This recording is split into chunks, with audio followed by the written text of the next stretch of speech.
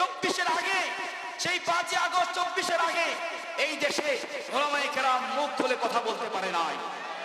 মসজিদের মিম্বরগুলো উন্মুক্ত ছিল না, কোরআন হাদিসের মঞ্চগুলো উন্মুক্ত ছিল না। যেখানেই আমরা ইসলামী শাসন নিয়ে কথা বলতাম, আল্লাহর বিধান নিয়ে কথা বলতাম, একদল দাঁড়িয়ে যেত, বলতো হুজুর রাজনীতি আলাপ করবেন না, ঠিক কিনা? কিন্তু সেই ইতিহাস পরিবর্তন হয়ে গিয়েছে। ওলামায়ে কেরাম আবার আল্লাহর বিধান নিয়ে মুক্তিযুদ্ধের চেতনা শব্দ দিয়ে 53 বছর পর্যন্ত কোন কোন দল কি পরিমাণ চাঁদা করেছে আমরা দেখেছি। এই দেশের প্রকৃত মুক্তিযোদ্ধা ছিল একজন হাদি। প্রকৃত মুক্তিযোদ্ধা যারা এই 18 কোটি 20 কোটি বাঙালি জাতির 53 বছরের শোষণের ইতিহাসকে পাল্টে দিয়েছে, নির্যাতনের ইতিহাসকে পাল্টে দিয়েছে। 24-এর আগে, সেই 5ই আগস্ট 24-এর আগে এই দেশে ওলামায়ে কেরাম মুখ খুলে কথা বলতে পারে নাই। মসজিদের মিম্বরগুলো উন্মুক্ত ছিল না, কোরআন হাদিসের মঞ্চগুলো উন্মুক্ত ছিল না। যেখানেই আমরা ইসলামী শাসন নিয়ে কথা বলতাম, আল্লাহর বিধান নিয়ে কথা বলতাম, একদল দাঁড়িয়ে যেত, বলতো হুজুর রাজনীতি আলাপ করবেন না, ঠিক কিনা? কিন্তু সেই ইতিহাস পরিবর্তন হয়ে গিয়েছে। ওলামায়ে কেরাম আবার আল্লাহর বিধান নিয়ে, কোরআনের বিধিবিধান নিয়ে মাঠে আলোচনা শুরু করেছে। যাদের মেহনত, যাদের রক্ত ঘাম ঝরানো আন্দোলনের বিনিময়ে এই দেশ স্বাধীন হয়েছিল দ্বিতীয়বার, সেই স্বাধীনতা অর্জনকারী রাজপথের লড়াকু সৈনিকদের ইনসাফ প্রতিষ্ঠাকারী মুজাহিদদের একজন মুজাহিদ ছিলেন আমার আর আপনার সারা বাংলাদেশের 18 কোটি জনতার একজন প্রকৃত ইমানদার ভাই শরীফুল ওসমান হাদী, ঠিক কিনা? সেই শরীফুল ওসমান হাদীকে আমরা হারিয়ে ফেলেছি। গত শুক্রবারে আঘাতপ্রাপ্ত হয়েছেন। গত শুক্রবারে জালিমের গুলে তার মস্তিষ্কে আঘাত করেছে, তার সেই মাথায় আঘাত করেছে যেই মাথা কোনোদিন বাতিলের সামনে নত হয় না। সেই মাথায় গত সপ্তাহে শুক্রবারে আঘাত লেগেছে। 1 সপ্তাহ মৃত্যুর সাথে পাঞ্জা লড়ার পরে আজকের এই শুক্রবারে, আগে আরবিতে রাত আসে, শুক্রবার রাতে আল্লাহর ডাকে সাড়া দিয়ে শাহাদাতের মর্যাদা নিয়ে, শাহাদাতের সার্টিফিকেট নিয়ে দুনিয়া থেকে চলে গেছে। শরীফুল ইসলাম হাজী ওসমান হাদী, তুমি গর্বিত, তুমি সম্মানিত। ইজ্জত, আখিরাতের মর্যাদা, শাহাদাতের মাকাম, শাহাদাতের সোপান তোমার জন্য অপেক্ষমান।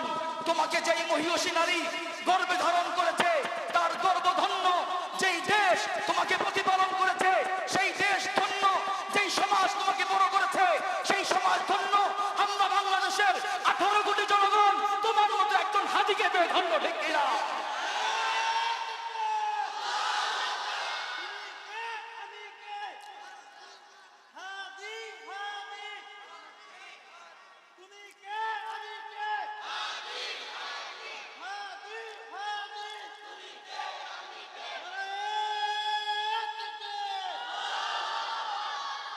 প্যারা হাজরিন, সময় কম।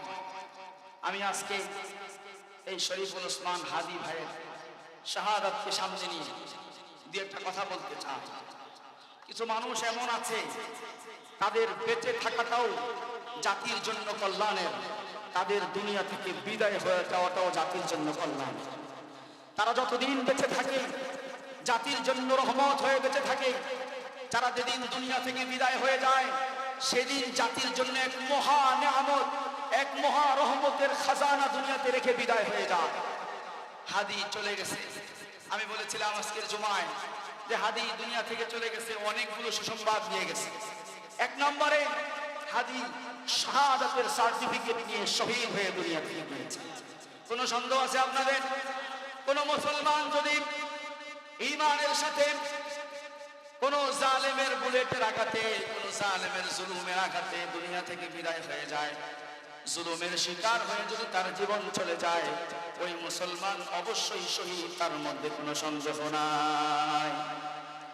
হাদী শাহাদাতের সার্টিফিকেট নিয়ে দুনিয়া থেকে বিদায় হয়েছে, এটা তার জন্য একটা সৌভাগ্যের বিষয়, অনেক বড় সৌভাগ্যের বিষয়। শুধু তার জন্য সৌভাগ্য নয়, সকল ঈমানদারের জন্য একটা সবক। সকল ঈমানদার আমরা অন্তরের মধ্যে এমন একটা মৃত্যু কামনা করি, আমাদের মৃত্যুটা যেন আমার হাদী ভাইয়ের মতো শাহাদাতের মওত হয়, ঠিক কিনা? হাদী শাহাদাতের মওত নিয়ে দুনিয়া থেকে গিয়েছেন। এটা শাহাদির জন্য 1 নম্বর সুসংবাদ। 2 নম্বর সুসংবাদ, হাদী জুমার দিনে দুনিয়া থেকে বিদায় হয়েছে। জুমার দিনে দুনিয়া থেকে বিদায় হওয়ার ফজিলত তিরমিজি শরীফের মধ্যে এসেছে। আল্লাহর রাসূল বলেছেন, মা মিন মুসলিমিন ইয়ামুতু ইয়াওমাল জুমাতি আও লাইলাতাল জুমাতি ইল্লা ওয়াকাহুল্লাহু ফিতনাতাল কবর। কোন মুসলমান যদি জুমার দিনে অথবা জুমার রাতে দুনিয়া থেকে বিদায় হয়, ঈমানের সাথে কোনো মুসলমান যদি জুমার দিনের বেলা অথবা জুমার রাতে দুনিয়া থেকে বিদায় হয়, আল্লাহ রাব্বুল আলামিন কিয়ামত পর্যন্ত ওই মুসলমানের কবরের আযাব maaf করে দেন। হাদী দুনিয়া থেকে বিদায় হয়েছে, এটা ছিল তার জন্য 2 নম্বর সুসংবাদ। 3 নম্বর সুসংবাদ, হাদী দুনিয়াতে যতদিন বেঁচে ছিল মুসলমানের কল্যাণে ইনসাফ প্রতিষ্ঠার জন্য জালেমের চেহারার সামনে দাঁড়িয়ে জালেমের জুলুমের বিরোধিতা করে ততদিন দুনিয়াতে বেঁচে ছিল। হাদী কোনোদিন অন্যায়ের সাথে আপোষ করে নাই। হাদী সারা পৃথিবীর মানুষের জন্য একটা আলো তৈরি করে, একটা মশাল তৈরি করে, একটা আদর্শ তৈরি করে দুনিয়া থেকে বিদায় নিয়েছে। হাদী দুনিয়াতে থাকবে না, কিয়ামত পর্যন্ত হাদীর রেখে যাওয়া শিক্ষাটা দুনিয়ায় থেকে যাবে। 4 নম্বর সুসংবাদ হাদীর জন্য, হাদী দুনিয়া থেকে চলে গেছে। মাঝখানে আমরা ঘুমিয়ে পড়েছিলাম, জালেমের কথা ভুলে গিয়েছিলাম। দেশের মধ্যে বহুমুখী ষড়যন্ত্র আবার মাথা চাড়া দিয়ে উঠেছে। কিন্তু এক হাদীর যখন দুনিয়া থেকে বিদায় হয়ে গেল, 18 কোটি জনগণ আবার নতুন করে জাগ্রত হয়েছে। সারা দেশের মানুষ আবার জাগ্রত হয়েছে। আল্লাহ রাব্বুল আলামিন মাঝে মাঝেই আল্লাহ তাআলার কিছু বান্দাকে দুনিয়াতে জাগ্রত করেন, আবার তার রক্তকে কবুল করেন, জাগ্রত করেন জাতিকে জাগানোর জন্য, তার রক্তকে কবুল করেন জাতিকে জাগানোর জন্য। যতদিন তারা দুনিয়ায় বেঁচে থাকে তাদের কথায় জাতি জাগ্রত থাকে, যেদিন তারা দুনিয়া থেকে বিদায় হয় তাদের রক্তের প্রতিটা খোঁড়ায় যাতে আবার জাগ্রত হয়। মুসলমান, একজন মুসলমান তার অন্তরের মধ্যে শাহাদাতের তামান্না থাকতে হবে। কি থাকতে হবে? শাহাদাতের তামান্না থাকতে হবে। আমি আপনাদেরকে বলতে চাই, আল্লাহ রাসূলের 2 লক্ষ প্লাস সাহাবী ছিলেন, প্রায় 2.25 লক্ষ সাহাবী ছিলেন। 2.25 লক্ষ সাহাবীর মধ্যে একজন সাহাবী এমন পাওয়া যাবে না যেই সাহাবী আল্লাহর কাছে শাহাদাতের দোয়া করে না। সব সাহাবী আল্লাহর কাছে শাহাদাতের দোয়া করেছে। এমন কি সাইয়্যিদুনা সাইয়্যিদুল কাউনাইনি সাইয়্যিদুল আম্বিয়া ওয়াল মুরসালিন মুহাম্মদ আরবি সাল্লাল্লাহু আলাইহি ওয়াসাল্লাম, যিনি সব নবীদের সর্দার ছিলেন, তিনি নিজে পর্যন্ত আল্লাহর কাছে শাহাদাতের দোয়া করেছেন। তিনি নিজে আল্লাহর কাছে শাহাদাত কামনা করেছেন। আল্লাহর রাসূল বলে গেছেন, মা মিন মুসলিমিন লাম ইয়াবসুম ওয়া লাম ইউহাদ্দিস বিহি নাফসাহু। কোন মুসলমান যদি ইসলামের জন্য, দ্বীনের জন্য, শরিয়া প্রতিষ্ঠার জন্য কোন জিহাদে অংশগ্রহণ না করে এবং জিহাদে অংশগ্রহণের আকাঙ্ক্ষা লালন না করে, আগ্রহ পোষণ না করে, শাহাদাতের তামান্না যদি অন্তরের মধ্যে পোষণ না করে, মাতা আলা শাওবাতিন মিন নিফাক, ওই মুসলমান মউতের সময় মুনাফিকিয়া মৃত্যুবরণ করে। এখানে মুসলমান হওয়ার জন্য অন্তরের মধ্যে শাহাদাতের তামান্না থাকতে হবে। কি থাকতে হবে? আপনারা বিভিন্ন ধরনের ওয়াজ শোনেন, আজকে একটু ব্যতিক্রম শোনেন। কি করেন? শাহাদাতের তামান্না মুসলমানের বৈশিষ্ট্য বলেন, আমার সাথে বলেন, শাহাদাতের তামান্না ইমানদারের বৈশিষ্ট্য। শাহাদাতের তামান্না ইমানদারের বৈশিষ্ট্য।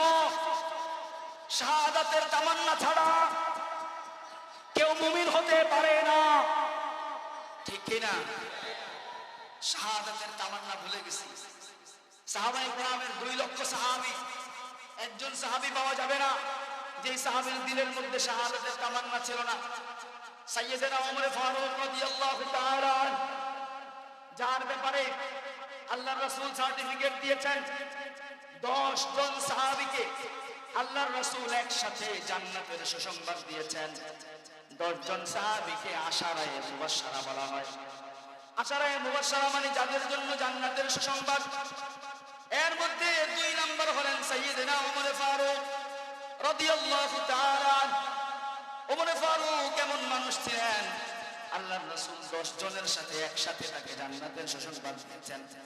পাশাপাশি আল্লাহর রাসূল যখন মেরাজ থেকে ফিরে আসলেন, মেরাজের সফর শেষ করে আসার পরে আল্লাহর রাসূল ওমরকে বললেন, ও ওমর, আমি 8টা জান্নাত ঘুরে ঘুরে দেখে এসেছি। যতগুলো জান্নাতের ভবন আমি দেখেছি, এর মধ্যে একটা বিল্ডিং এমন, যেই বিল্ডিং এর মধ্যে আমার চোখ আটকে গিয়েছে। বিল্ডিং এর দরজাটা এত সুন্দর করে সাজানো, স্বর্ণ দিয়ে এত সুন্দর কারুকার্য করা। ওই বিল্ডিং এর মধ্যে আমি মুহাম্মদের চোখ আটকে যায়। আমি ওই বিল্ডিং এর কাছে যাই, দরজার কাছে যখন পৌঁছে যাই, বিল্ডিং এর দরজা দিয়ে যখন প্রবেশ করব, আমি ফেরেশতাদেরকে জিজ্ঞাসা করলাম, লিমান হাদাল কাসর, এই ভবনটা কার, এই বিল্ডিংটা কার? ফেরেশতারা জবাব দেয়, এই বিল্ডিংটা হলো ওমর, এই বিল্ডিংটা হলো আপনার সাহাবী ওমরের বিল্ডিং। আমি যখন তোমার নাম শুনলাম, এটা তোমার বিল্ডিং, আমি আর ভবনের ভিতরে প্রবেশ করলাম না, বিল্ডিং এর ভিতরে পা রাখলাম না, ওখান থেকেই সরে আসলাম। সাইয়্যিদনা ওমর বলে, ও নবী, আপনি কেন ভবনে ঢোকেন নাই? আপনি বিল্ডিংটা একটু দেখে আসতেন, আমাকে এসে বলতেন বিল্ডিংটা কেমন। ও নবী, আপনি আমার ভবনে কেন ঢোকেন নাই? আল্লাহ রাসূল জবাব দেয়, ও ওমর, আমি তোমার ভবনে ঢুকি নাই, এই জন্য ঢুকি নাই, তুমি ওমর অনেক গরম মানুষ। আমি তোমার পারমিশন ছাড়া তোমার ঘরে যদি প্রবেশ করি, তোমার ঘরের মধ্যে জান্নাতের হুরে আইন, তোমার স্ত্রীরা ওখানে আছে। তুমি আবার আমাকে বলতে পারো, নবী, আমাকে জিজ্ঞাসা করা ছাড়া আমার স্ত্রীদের কাছে আপনি কেন গেছেন? তোমার গায়রত, তোমার আত্মমর্যাদা বোধ, এটার কথা আমার স্মরণে ছিল, এই কারণে ঢুকি নাই। এই কথা শোনার পরে সাইয়্যিদনা ওমর চোখের পানি ছেড়ে দিয়ে বললেন, ও নবী, আমার আত্মমর্যাদা আছে ঠিক, কিন্তু আপনার সাথে কি আমি আত্মমর্যাদা দেখাবো? ও নবী, আপনি যদি আমার ঘরটা দেখতেন, আমি কত খুশি হতাম। এখন আপনারা বোঝেন, আল্লাহর নবী ওমরের ভবনটা জিয়ারত করে আসলেন, মানে ওমর নিশ্চিত জান্নাতি, কোনো সন্দেহ আছে? এরপরেও দেখেন ওমর আল্লাহর কাছে দোয়া করে, আল্লাহুম্মা রযুকনা শাহাদাতান কামিলাতান ফি সাবিলিক ওয়াজআল মাউতানা বিবালাদি রাসূলিক।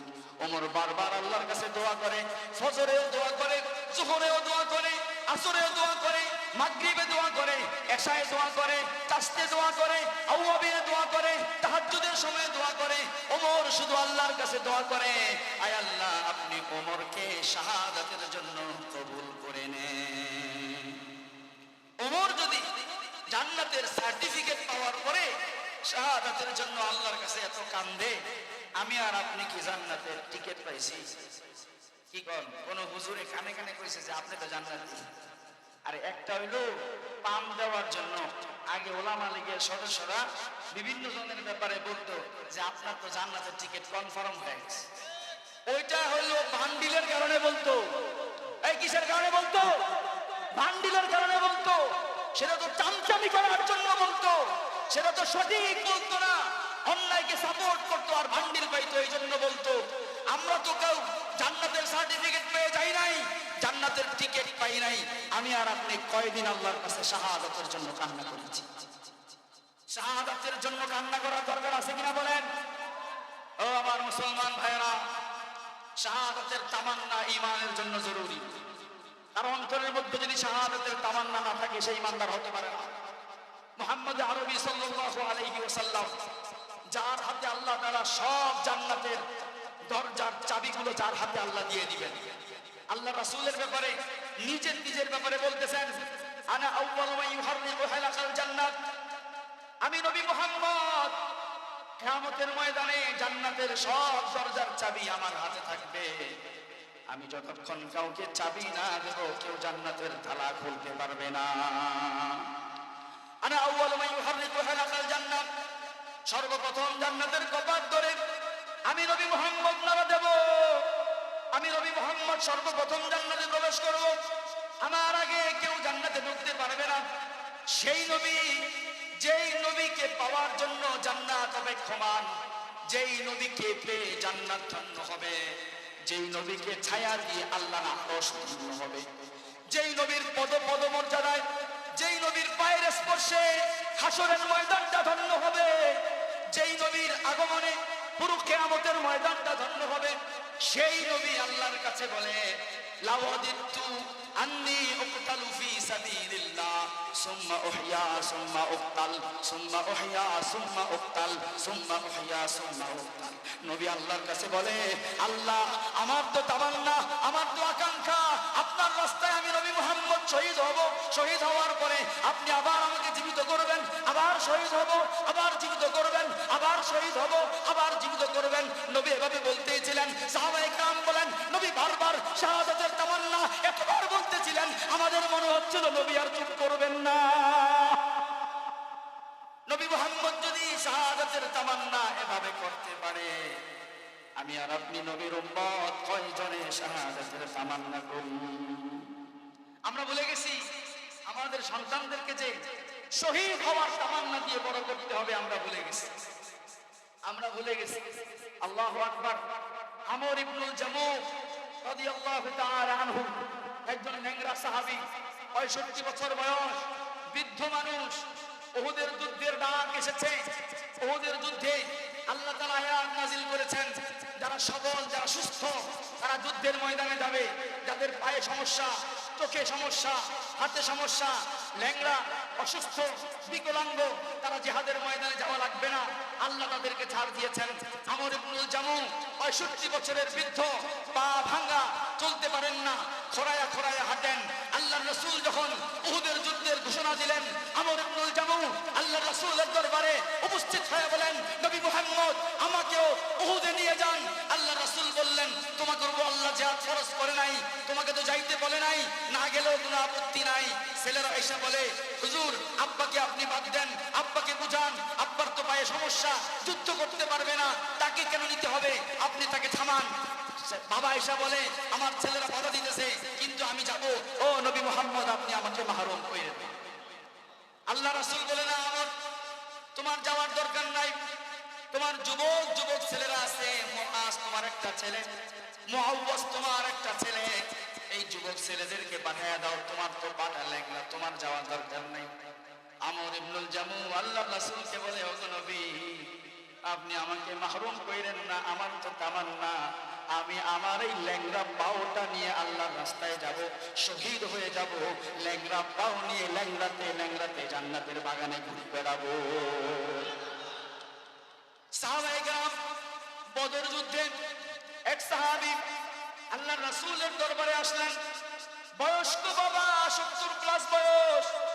আল্লাহর রাসূল ঘোষণা দিলেন, বদরের যুদ্ধে সবার যাওয়ার দরকার নাই, প্রত্যেক পরিবারের মধ্যে যদি 2 জন থাকে, 2 জন থেকে 1 জন আসো, যাদের পরিবারে 4 জন আসে 4 জন থেকে 2 জন আসো, যার পরিবারে 6 জন 6 জন থেকে 3 জন আসো, অর্ধেক যাবে, অর্ধেক বাড়িতে থেকে যাবে, সবার যাওয়ার দরকার নাই।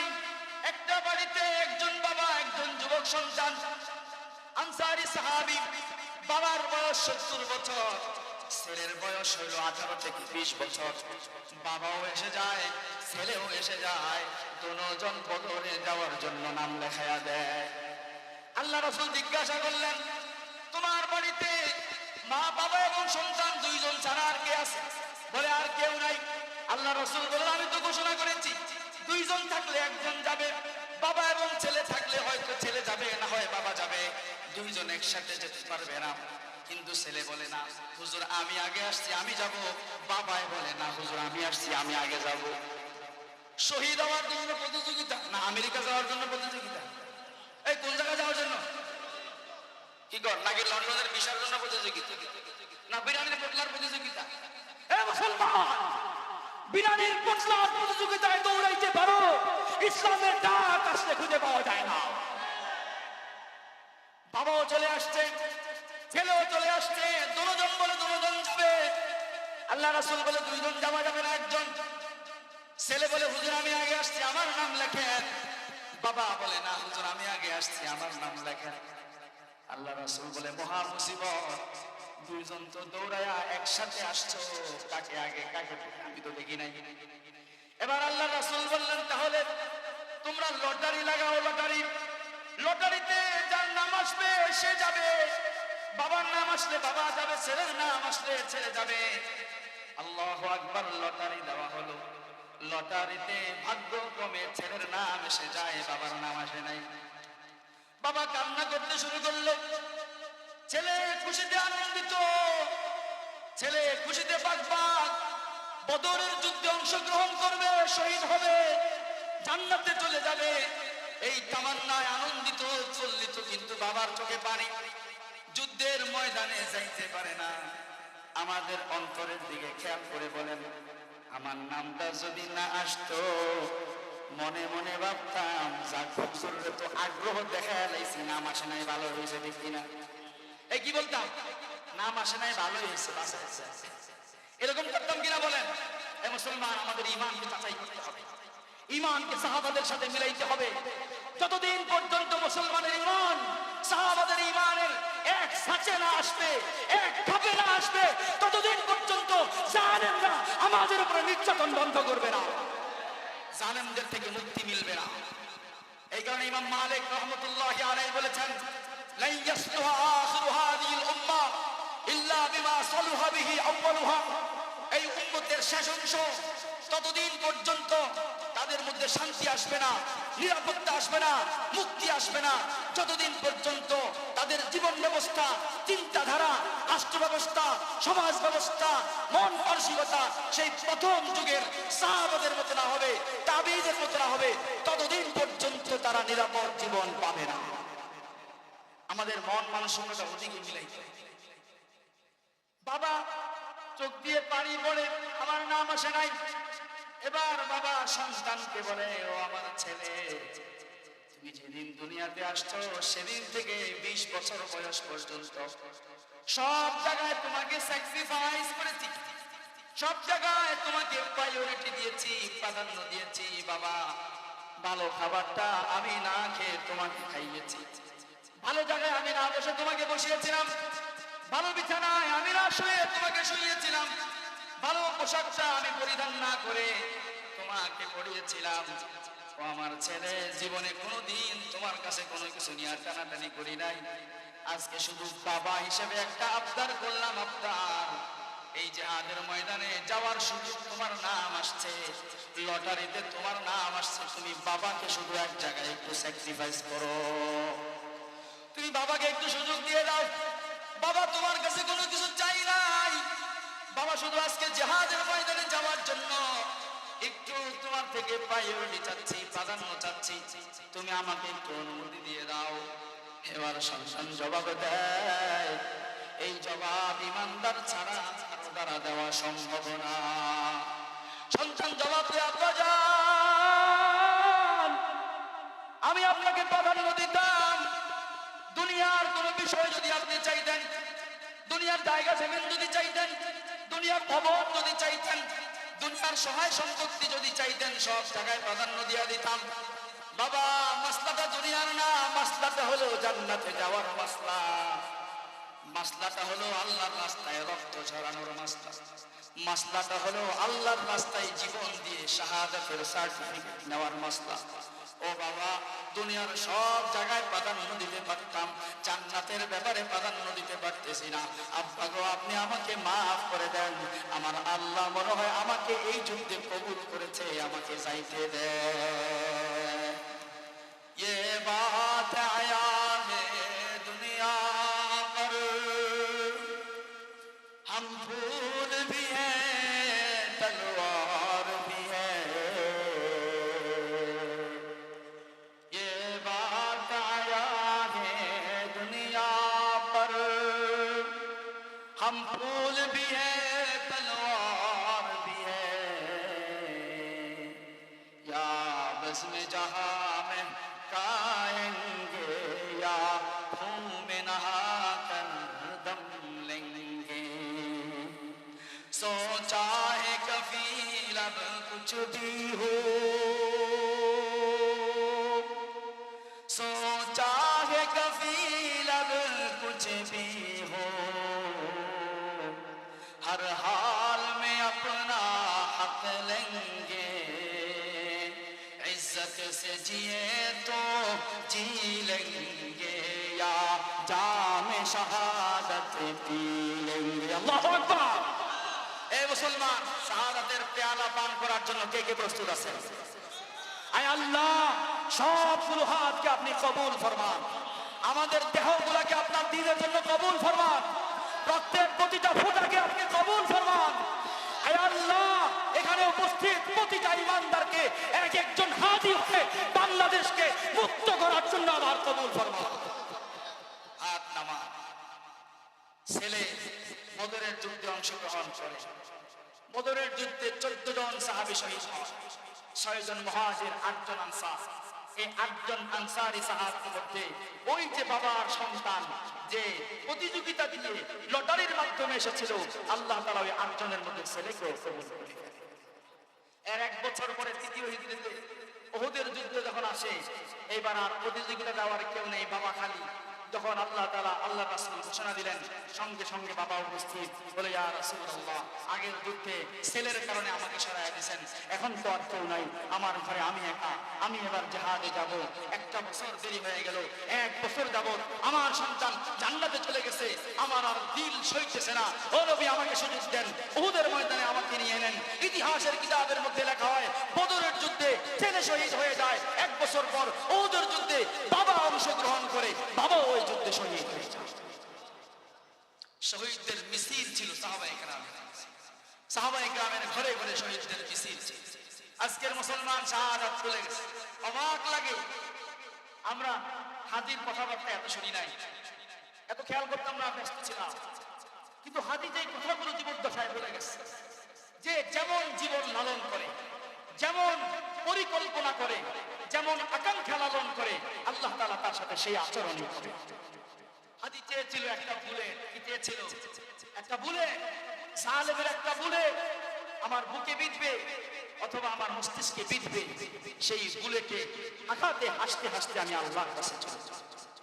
সাহাবায়ে কেরাম সকলে চাইতেন এরকম একটা বুলে।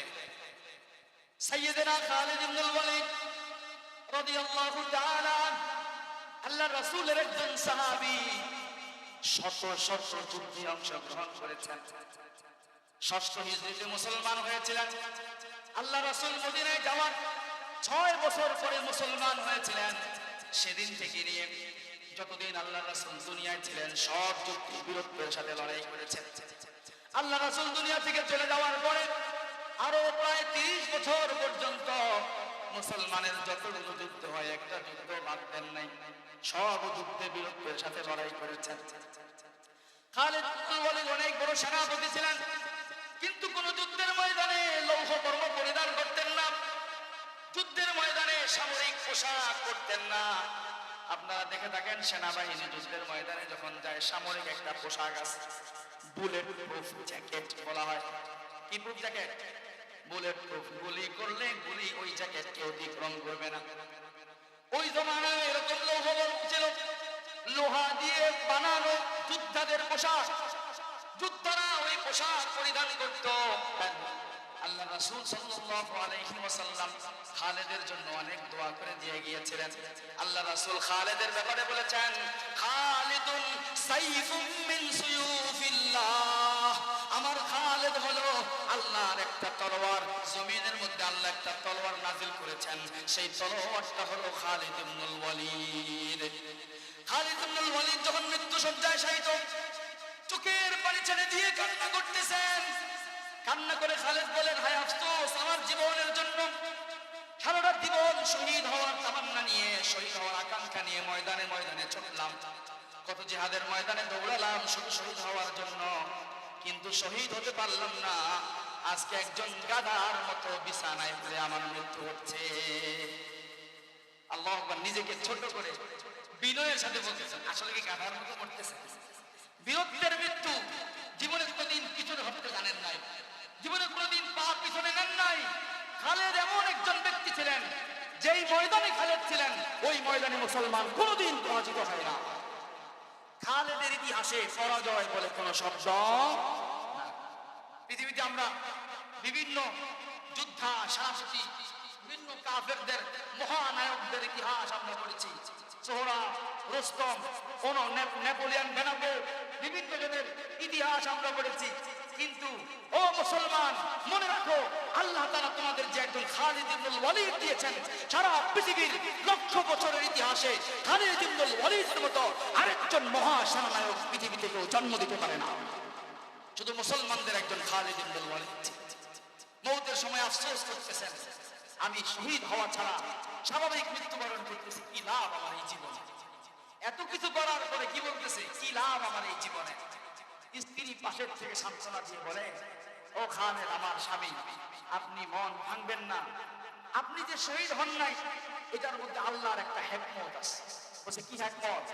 হিকমত হলো শোনেন, আল্লাহ রাসূল আপনার ব্যাপারে ঘোষণা দিয়েছেন, খালেদ সাইফুম মিন সুয়ুফিল্লাহ, খালেদ হলো আল্লাহর জমিনে আল্লাহর একটা তলোয়ার।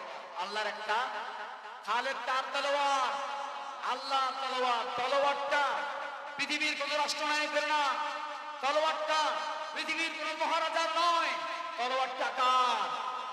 আল্লাহর তলোয়ার কেউ ভাঙতে পারে? আল্লাহর তলোয়ার কেউ নামাইতে পারে? স্ত্রী বলে, খালেদ আল্লাহর রাসূল আপনাকে বলেছেন আপনি হলেন আল্লাহর তলোয়ার, আপনাকে যদি কেউ শহীদ করে ফেলতে পারে, আপনি যদি কোন তলোয়ারের আঘাতে শহীদ হয়ে যেতেন, তাহলে আল্লাহর তলোয়ার যে উপাধি আপনাকে দেওয়া হয়েছে এই উপাধির বদনাম হয়ে যেত। আপনি হলেন আল্লাহর তলোয়ার, যাকে আল্লাহর তলোয়ার বলা হয়েছে, এই তলোয়ার কেউ ভাঙতে পারবে না। এই তলোয়ার ভাঙার ক্ষমতা কারো নাই। যেহেতু আপনি আল্লাহর তলোয়ার ছিলেন, এই কারণে পৃথিবীর কোন মা এমন সন্তান জন্ম দেয় নাই যেই সন্তান আপনার উপরে আঘাত করতে পারে। আপনি আল্লাহর তলোয়ার উপাধি পাওয়ার কারণে আল্লাহ তাআলা আপনাকে সব সময় বিজয়ী রাখছেন, কোনদিন এই তলোয়ারকে নত হইতে দেন নাই, নিচু হইতে দেন নাই। এই কারণে আল্লাহর তলোয়ারের ইজ্জত রক্ষার জন্য, মর্যাদা রক্ষার জন্য আল্লাহ আপনাকে শাহাদাতের মৃত্যু দান করে নাই। শাহাদাতের তামান্না মুসলমানের থাকতে হবে। আমি আজকে শুধু এই বিষয়ের উপর কথা বলবো, কি বলেন আপনারা? আবার নতুন করে মুসলমান শাহাদাতের স্ত্রী আনতে হবে। বৃদ্ধদের মধ্যে, যুবকদের মধ্যে, প্রৌঢ়দের মধ্যে, শিশুদের মধ্যে, কিশোরদের মধ্যে আপনারা খেয়াল করে দেখেন, গাজার চিত্র আমরা দেখেছি। 2 বছর পর্যন্ত গাজাবাসী প্রতিনিয়ত যেই পরিমাণ মানুষ শহীদ হয়েছে, বলেন এই শাহাদাতের কারণে গাজাবাসীর চেহারার মধ্যে খুব দুঃখ দুর্দশা দেখা গেছে না হাসি দেখা গেছে? এই হাসি কোথেকে আসছে? বরং গাজার মায়েদের চেহারার হাসি দেখে, গাজার মায়েদের চেহারার ঝলকানি দেখে ইউরোপ আমেরিকার অসংখ্য এরকম কলামিস্ট, অ্যাক্টিভিস্ট, অভিনেত্রী, বড় বড় ব্যক্তিরা তাদের ঈমান নসিব হয়ে গেছে, কালিমা নসিব হয়ে গেছে। তারা ভাবতেও পারে না একজন মা কোলের সন্তানকে হারানোর পরে কিভাবে বলতে পারে আলহামদুলিল্লাহ। আমি দেখেছি গাজা যুদ্ধের 1 বছরের মাথায় একজন বাবা তার পরিবারের 18 জন সদস্য হারায় গেছে। 18 জন সদস্য শহীদ হয়ে গেছে। গাজার গলিতে গলিতে এই বাবা ঘুরে ঘুরে মিষ্টি বিতরণ করতেছে। কানা ইউকাসিমুল হালওয়া ওয়া হুয়া কানা ইয়াকুল, বাবা মিষ্টি বিতরণ করতেছে আর বলতেছে, ইন্নী ফাকাততু মিন আহলি বাইতি 18 নাসামা, আমি আমার পরিবারের 18 জন সদস্যকে হারিয়েছি, অর্থাৎ 18 জন শহীদের বাবা হয়েছে। এটা আমার জন্য অনেক বড় গৌরবের। এই গৌরবের শুকরিয়া আদায় স্বরূপ আমি মিষ্টি বিতরণ করতেছি। ও মুসলমান, কোথায় আমরা? আমার সন্তান যেন শহীদ।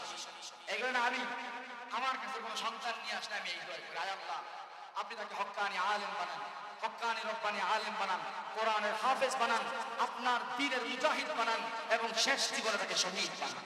বলেন আমিন। শাহাদাতের মর্যাদা কি শুনবেন আপনারা? আমার সময় আর কতক্ষণ আছে? চলবে ইনশাআল্লাহ, সমস্যা নাই। শাহাদাতের মর্যাদা আল্লাহ রাসূল সাল্লাল্লাহু আলাইহি ওয়াসাল্লাম বললেন, লিশাহীদি ইনদাল্লাহি সিত্তু খিসাল, আল্লাহ তাআলা শহীদের জন্য 6টা মর্যাদা রেখে দিয়েছেন। কয়টা মর্যাদা? 6টা মর্যাদা রেখে দিয়েছেন। আজকের পুরো বয়ানটা আমি আমার ভাই শহীদ হাদির জন্য সেলিব্রেট করলাম। সারা মাস তো কত বয়ান করি, আজকে আমার ভাইয়ের জন্য কিছু আলোচনা করব। এটার মধ্যে আমাদের জন্য শিক্ষা এবং সবক রয়েছে। আল্লাহ রাসূল বললেন, লিশাহীদি ইনদাল্লাহি সিত্তু খিসালিন, শহীদের জন্য আল্লাহর কাছে 6টা বড় বড় পুরস্কার আছে। কয়টা পুরস্কার? 6টা পুরস্কার। 1 নাম্বার পুরস্কার হলো ইউগফারু লাহু বিআউয়ালি কাতরাতিন মিন দামিহি, আল্লাহ তাআলা শহীদের রক্তের যে ফোঁটা তার শরীর থেকে বের হয়, রক্তের প্রথম ফোঁটা জমিনে পড়ার সঙ্গে সঙ্গে শহীদের পিছনের জিন্দেগির সব গুনাহ ক্ষমা করে দেন। ইউগফারু লাহু বিআউয়ালি কাতরাতিন মিন দামিহি, শহীদের রক্তের প্রথম ফোঁটার সঙ্গে সঙ্গে পিছনের জীবনের সব গুনাহ মাফ হয়ে যায়। সৌভাগ্যবান ভাই আমার, হাদি ভাই, তোমার জীবনে যদি কোনো ভুল ত্রুটি থেকে থাকে, জালেমের বুলেট যখন তোমার মাথায় ঢুকেছিল, রক্তের প্রথম ফোঁটাটা জমিনে পড়ার সঙ্গে সঙ্গে আল্লাহ তোমাকে পবিত্র করে দিয়েছে। 1 নাম্বার পুরস্কার। 2 নাম্বার পুরস্কার ওয়ারা মাকাদাহু মিনাল জান্নাহ, একজন শহীদ যখন মৃত্যু যন্ত্রণায় থাকে, মৃত্যুর কাতরায় যখন কাতরাতে থাকে, তখন চোখগুলো বড় বড় হয়ে যায়। দুনিয়ার মধ্যে আছে যারা সাধারণ অবস্থায় মৃত্যুবরণ করে, তারা চোখ বড় বড় হয়ে যায়। এই চোখ দিয়ে তারা মৃত্যুর ফেরেশতাকে দেখতে পায়, এই চোখ দিয়ে তারা আযাবের ফেরেশতাকে দেখতে পায়, এই চোখ দিয়ে তারা কবরের ভয়াবহতা দেখতে পায়, তারা আখিরাতের ভয়াবহ দৃশ্যগুলো দেখতে পায়। কিন্তু শহীদ যখন রূহটা বের হয়, তার চোখগুলো যখন বড় বড় হয়, কবরের আযাব দেখে না, মৃত্যুর ফেরেশতা দেখে না, এই চোখ দিয়ে সে জান্নাতের নিয়ামতগুলো দেখতে থাকে। ওয়ারা মাকাদাহু মিনাল জান্নাহ, জান্নাতের সিট দেখতে পায়, জান্নাতের আসন দেখতে পায়, জান্নাতের হুরে আইন দেখতে পায়, জান্নাতের নাজ নিয়ামত দেখতে পায়। 2 নাম্বার পুরস্কার গেল।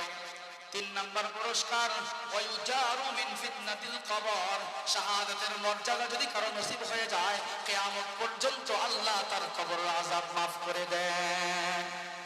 এটা গেল 3 নাম্বার পুরস্কার। 4 নাম্বার পুরস্কার ওয়ায়ামানুল ফাজাল আকবার, কিয়ামতের ময়দানে ভয়াবহ একটা দিন, কিয়ামতের ময়দান। ওই ময়দানের একটা দিনের সমান হলো 50,000 বছর। কয় হাজার বছর? 50,000 বছর। কিয়ামতের ময়দান এমন ময়দান, ইয়াউমাইন ইয়াজআলুল বুলদানা শিবা, আল্লাহ তাআলা বলছেন ওই দিনে মানুষের উপরে এত টেনশন আসবে, এত পেরেশানি আসবে, ওই দিনের ভয়াবহতা এত বেশি হবে। ওই দিনের ভয়াবহতার কারণে যুবক তার চুলগুলো কুচকুচে কালো, ওই যুবকের চুলগুলো ওই দিনের টেনশনের কারণে সাদা, পেকে সাদা হয়ে যাবে, ধবধবে সাদা হয়ে যাবে। এত ভয়ঙ্কর দিন, ওই দিন এত ভয়াবহ, সূর্যটা মাত্র অর্ধহাত উপরে থাকবে। ওই দিন এত ভয়াবহ, জমিনটা জ্বলে তামা হয়ে যাবে। এত ভয়াবহ, মানুষ তার গুনাহের ঘামের মধ্যে হাবুডুবু খাইতে থাকবে। কারো ঘাম তার হাঁটু পর্যন্ত, কারো ঘাম তার কোমর পর্যন্ত, কারো ঘাম তার সিনা পর্যন্ত, কারো ঘাম তার নাক পর্যন্ত, কেউ তার ঘামের নদীর মধ্যে হাবুডুবু খাবে। এত ভয়ঙ্কর দিন হলো কিয়ামতের ময়দান। ওই কিয়ামতের ময়দানে এত টেনশন, এত পেরেশানি। আল্লাহ রাসূল বলেছেন, মা সন্তানের খবর নেবে না, সন্তান মায়ের খবর নেবে না, বাবা সন্তানের খবর নেবে না, স্বামী স্ত্রীর খবর নেবে না, স্ত্রী স্বামীর খবর নেবে না, প্রেমিক প্রেমিকার খবর নেবে না, বন্ধু বন্ধুর খবর নেবে না। এত ভয়াবহ দিন কিয়ামতের ময়দান। সবাই পেরেশানিতে থাকবে, সবাই টেনশনে থাকবে, কিন্তু যার শাহাদাত আল্লাহর কাছে কবুল হবে, শাহাদাতের মউত যার নসিব হবে, কিয়ামতের ময়দানে তার কোনো পেরেশানি থাকবে না। কয় নাম্বার পুরস্কার হলো? 4 নাম্বার। কয় নাম্বার? আল্লাহ রাসূল সাল্লাল্লাহু আলাইহি ওয়াসাল্লাম বললেন, শহীদের 5 নাম্বার পুরস্কার হলো ওয়ায়ুশাফাউ ফি 70 মিন আহলি বাইতিহি, কারো যদি শাহাদাত কবুল হয়ে যায়, কবুল শহীদ যদি কেউ হয়ে যায়, তার পরিবারের, তার বংশের 70 জন এমন মানুষ যাদের ব্যাপারে জাহান্নামের ফয়সালা হয়ে গিয়েছে, এরকম 70 জন মানুষের ব্যাপারে সুপারিশ করে তাদেরকে জান্নাতি বানাইতে পারবে। 5 নাম্বার পুরস্কার গেল। 6 নাম্বার পুরস্কার আল্লাহর রাসূল বললেন, ওয়ায়ুযাওয়াজু বিসিনতাইনি ওয়া সাবঈনা মিনাল হুরুল আইন, আল্লাহ তাআলা জান্নাতের স্পেশাল 72 জন হুরের সাথে, 72 জন হুরে আইনের সাথে আল্লাহ শহীদকে বিয়ে বনায়া দিবে। 72 জন স্পেশাল হুরে আইনের সাথে আল্লাহ তাআলা বিয়ে বনায়া দিলেন। বিয়ে বনায়া যে দিবেন, যে হুরে আইনদের সাথে যুবক ভাইয়েরা আমার, যদি ছুটতে হয় কারো পিছনে, হুরের পিছনেই ছুটা দরকার। খোদার কসম করে বললাম, একজন হুরের মুখের আগার মধ্যে আল্লাহ যে সৌন্দর্য রেখে দিয়েছেন, সারা পৃথিবীর সব সুন্দরীরা, সেটা হোক লাখ সুন্দরী, হোক ক্যাটরিনা কাইফ, হোক আরো কত কিছু, হোক হলিউডের, হোক বলিউডের, সারা পৃথিবীর সব সুন্দরীদের সৌন্দর্য একসাথে করলে জান্নাতের হুরে আইনের একটা নখের সৌন্দর্যের বরাবর হবে। যদি দৌড়াতে হয় তাদের পিছনে যদি জীবনটাকে ব্যয় করতে হয় সেই হুরদের জন্যই ব্যয় করা দরকার। আর হুরদের সাথে বিয়ে করায় দিবেন স্বয়ং আল্লাহ। কে বিয়ে করায় দিবেন? আল্লাহ তাআলা কোরআনুল কারীমের মধ্যে সূরা তুরের মধ্যে বলছেন, এই আয়াতটা যখন আমি পড়ি আমার খুব খুশি লাগে। আল্লাহ বলছেন ওয়াসাওয়াজনাহুম বিহুরিল আইন, আমার জান্নাতি বান্দাকে, আমার শহীদ বান্দাকে, আমার ইমানদার বান্দাকে আমি আল্লাহ তাআলা নিজ দায়িত্বে হুরে আইনের সাথে বিয়ে পড়ায়া দেব। বাবাই বিয়ে পড়ায় না, বাবা তোমার জরুরত বুঝে না, চাচারা বিয়ে পড়ায় না, অভিভাবকরা বিয়ে পড়ায় না, আল্লাহ তোমার জরুরত বোঝে। জান্নাতে যাওয়ার পরে একজন শহীদকে আল্লাহ সর্বপ্রথম ৭২ জন হুরে আইনের সাথে বিয়ে পড়ায়া দিবে। কয়টা পুরস্কার হলো? ৬টা পুরস্কার। কয়টা পুরস্কার? ৬টা পুরস্কার। এই পুরস্কারটি ছোট না বড়? কেমন বড়? আল্লাহু আকবার। আল্লাহ রাসূল সাল্লাল্লাহু আলাইহি ওয়াসাল্লামের কিছু সাহাবী উহুদের ময়দানে শহীদ হয়ে যায়। উহুদের ময়দানে কি হয়ে যায়? শহীদ হয়ে যায়। উহুদের ময়দান নিয়ে শহীদদের কথা বলার আগে আরেকটা ঘটনা বলে ফেলি, মনে আসছে এই মুহূর্তে বলে ফেলি। আমাদের শহীদ ওসমান হাজী ভাই, তিনিও শহীদ হয়েছেন ২৪-এর আন্দোলনে। আমাদের অনেক ভাইরা জীবন দিয়েছেন, শহীদ হয়েছেন। ২০১৩ সনের হেফাজতের আন্দোলনে, ছাপড়া চত্বরের আন্দোলনে, কোরআন সুন্নাহর দাবিতে, ঈমান ইসলামের দাবিতে আমাদের অনেক ভাইরা শহীদ হয়েছেন। কি বলেন, হয়েছে না? আবার গাজায় প্রায় লক্ষের কাছাকাছি আমাদের ভাইরা বোনেরা শহীদ হয়েছেন। শহীদ হয়েছেন না? আমাদের পক্ষের ইমানদারদের একটা বড় অংশ শহীদ হয়েছে। অপর পক্ষের জালেম যারা, তারাও তো কিছু মারা পড়ছে। বলেন পড়ছে কিনা? মারা পড়ছে না তারাও? ২৪-এর আন্দোলনে ওই পক্ষেও কিছু মারা গেছে, কিছু জালেমও তো মারা গেছে। এই মারা গেছে কিনা বলেন? উহুদের ময়দানে সাহাবী শহীদ হয়েছেন, ৭০ জন সাহাবী উহুদের ময়দানে শহীদ হয়েছেন। এর আগের বছর বদরের ময়দানে মুসলমানরা ৭০ জন কাফেরকে হত্যা করেছে। তাহলে কাফেরদের ৭০ জন বদরের ময়দানে, উহুদের ময়দানে মুসলমানদের ৭০ জন শহীদ হয়েছে। দুই পক্ষের লোকেই মারা যায়। গাজায় নেতানিয়াহুর আইডিএফ, ইসরায়েলি সন্ত্রাসী বাহিনীও মারা গেছে। আমাদের হামাসের সদস্যরা শহীদ হয়েছে। গাজার মুসলমানরা, ইমানদাররা শহীদ হয়েছে। দুই পক্ষেই মারা গেছে। দোনো মরা কি বরাবর? দোনো মরা কি এক সমান? কেমন পার্থক্য? তোমরা যারা অন্যায়ের উপর টিকে আছো, তোমরা যারা জুলুমের উপরে আছো, তোমরা যদি বিজয় অর্জন করেও ফেলতে পারো, তোমরা যদি তোমাদের এজেন্ডা বাস্তবায়ন করেও ফেলতে পারো, তাহলেও তোমরা সফল নয়। এর বিপরীতে ঈমানের উপরে, ইনসাফের উপরে কালিমাত করে থেকে তারা যদি দুনিয়াতে বিজয়ী হয় তাহলেও সফল, যদি পরাজিত হয়ে শহীদ হয়ে যায় তাহলেও সফল। মুসলমানদের ব্যর্থতা কিছু না। গাজাবাসী যদি বিজয় অর্জন করতে পারে তাহলেও সফল, যদি সমগ্র গাজাবাসী শহীদ হয়ে যায় তাহলেও সফল। ঘটনা বলি আপনাদেরকে। আল্লাহ রাসূলের যখন ৭০ জন সাহাবী শহীদ হয়ে যায় উহুদের ময়দানে, ৭০ জন সাহাবী শহীদ হয়ে যাওয়ার পরে আল্লাহ রাসূলের শরীরটাও আহত। আল্লাহ রাসূলের দাঁত মোবারক শহীদ হয়ে গিয়েছে। আল্লাহ রাসূলের মাথায় আঘাত লেগেছে, শরীরের বিভিন্ন জায়গায় ক্ষত বিক্ষত হয়ে গিয়েছে। আল্লাহ রাসূল সাহাবায়ে কেরামকে সঙ্গে নিয়ে যুদ্ধ শেষ হওয়ার পরে উহুদের পাহাড়ে উঠে গেলেন। যুদ্ধ থেমে গেছে। ৭০ জন সাহাবীর লাশ উহুদের ময়দানে পড়ে আছে। আল্লাহ রাসূল উহুদের পাহাড়ের এক প্রান্তে উঠে গেছেন, ময়দানের অপর প্রান্তে আরেকটা টিলার উপরে আবু সুফিয়ানের বাহিনী, কাফেরদের বাহিনী উঠে গেছে। এবার আবু সুফিয়ানের মনের মধ্যে অনেক সুখ, ৭০ জন মুসলমান খতম করে দিয়েছি, ৭০টাকে সাইজ করে ফেলেছি। জালেম হাদিকে হত্যা করেছে, তোমরা আনন্দিত যে হাদিকে খতম করে দিয়েছি। অতজনকে খতম করে দিয়েছি, এতজনকে শেষ করে দিয়েছি, তোমরা আনন্দিত? তোমাদের আনন্দিত হওয়ার কিছু নাই। তোমাদের এই আনন্দ তোমাদের জাহান্নামের আগুনকে আরো বেশি দাউ দাউ করে জ্বালা দিবে। আবু সুফিয়ান খুশি, 70 জন মুহাম্মদের অনুসারী, 70 জন ইমানদারকে আমি শেষ করে দিয়েছি। আবু সুফিয়ান ময়দানের অপর প্রান্ত থেকে চিৎকার করে ঘোষণা দিয়ে বলে, লাইসা ফিল কওমি মুহাম্মদ, নাহনু কাতালনা মুহাম্মাদা। আবু সুফিয়ান বলে, ও মুসলমানরা, তোমাদের মধ্যে মুহাম্মদ নাই, মুহাম্মদকে আমরা হত্যা করে দিয়েছি। মুহাম্মদকে কি তারা হত্যা করে দিয়েছে বলেন? আবু সুফিয়ান খুশি হয়ে বলে, মুহাম্মদকে শেষ করে দিয়েছি। সাহাবায়ে কেরাম জবাব দিবেন, আল্লাহর রাসূল বললেন, মাহলান, থামো, জবাব দিও না, দেখি জালেমে আরেকটু মনে মনে মন কলা খান, আরেকটি খুশি হোক। সে বলে, মুহাম্মদকে হত্যা করে দিয়েছি। আল্লাহ রাসূল বললেন, কোনো জবাব দিও না।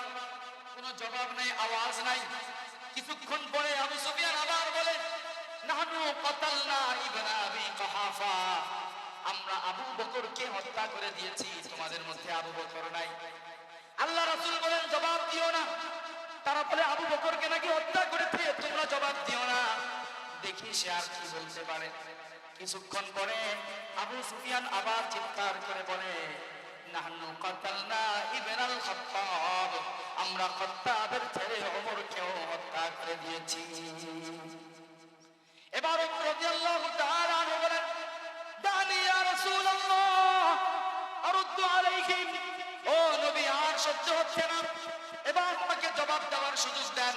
ও নবী, তারা বলে তারা নাকি মুহাম্মদকে মেরে ফেলেছে, তারা নাকি আবু বকরকেও মেরে ফেলেছে, এখন জালেম বলে তারা নাকি ওমরকেও মেরে ফেলেছে। ও নবী, আর সহ্য হচ্ছে না, আপনি একটু জবাব দেওয়ার অনুমতি দেন। এবার আল্লাহ রাসূল বলেন, হ্যাঁ ওমর, জবাব দিয়ে দাও।